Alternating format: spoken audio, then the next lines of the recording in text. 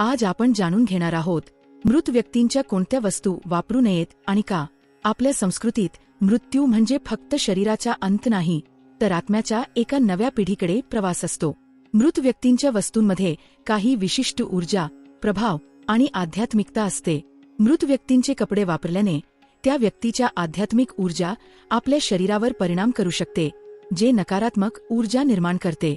नाणे, दागिने, मृत्यूच्या वेळी वापरलेली वस्तू आपल्या मनात नकारात्मकता आणि शोकभाव वाढवू शकतात. घरातील वस्तू, मृत व्यक्तींच्या वस्तू वापरल्यामुळे त्या ठिकाणी असलेली नकारात्मक ऊर्जा वाढते, जी घरात अशांतता आणि दुभंग निर्माण करू शकते.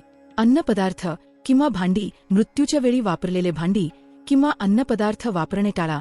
यामुळे घरात नकारात्मक ऊर्जा वाढू शकते. हे टाळल्यामुळे आपण आपल्या घरात शांती, सकारात्मक ऊर्जा आणि आरोग्य टिकवू शकतो. लाईक आणि सबस्क्राईब करायला विसरू नका.